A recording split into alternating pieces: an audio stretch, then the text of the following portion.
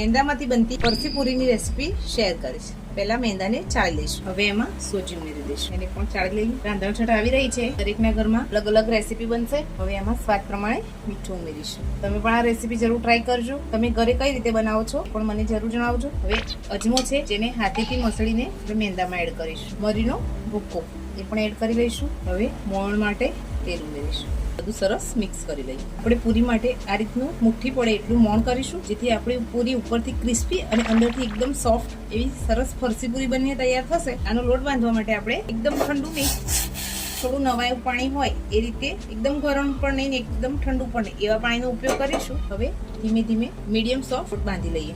જરૂર મુજબ થોડું થોડું પાણી ઉમેરીશું। આ રીતે વાડકી લઈ લઈશું। એમાં ગરમ કરેલું ઘી ઉમેરી દઈશું। હવે એમાં 2 થી 3 ચમચી જેટલો મેંદો ઉમેરી દઈએ। આનાથી આપણે ગરી બનાવીશું, જેને અમુક લોકો સાટો પણ કહે છે, જેનાથી આપણા પૂરીના બધા જ પોળ એકદમ ક્રિસ્પી અને અલગ અલગ છૂટા પડશે। આ રીતે લમ્સ ના રહે એ રીતે આપણે દરી બનાવી લઈશું। હવે બાંધેલા લોટમાંથી આ રીતનો એક મીડિયમ સાઈઝનો લુઓ લઈ અને આપણે પૂરીને વણી લઈએ। એક મોટી રોટલીના શેપમાં વણીશું। હવે આપણે આમાં જે સાટો બનાવીને રાખેલું છે એ ઉમેર લગાવી દઈએ।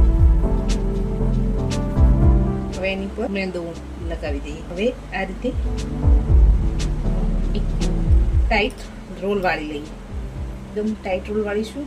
હવે આને આ રીતે પીસ કરી લઈએ। જે સાઈઝની તમારે પૂરી વણવાની હોય એ રીતના પીસ કરી લેવા। હવે આને આ રીતે પ્રેસ કરી આપણે પૂરી વણી લઈશું। એકદમ હલકા હલકા હાથે મીડિયમ સાઈઝની પૂરી તૈયાર કરી લઈશું। આપણે આ રીતે આપણે બધી જ પૂરીને વણી લઈએ। એક બાજુ આપણી પૂરી પણ વણાઈ ગઈ છે અને તેલ પણ સરસ ગરમ થઈ ગયું છે। એમાં આપણે પૂરીને એડ કરી દઈએ। મીડિયમ સાઈઝની બધી પૂરી વણાઈને તૈયાર થઈ ગઈ છે।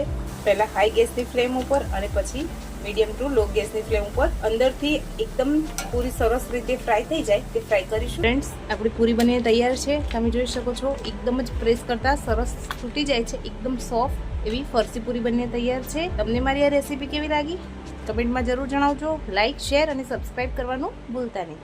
Thank you.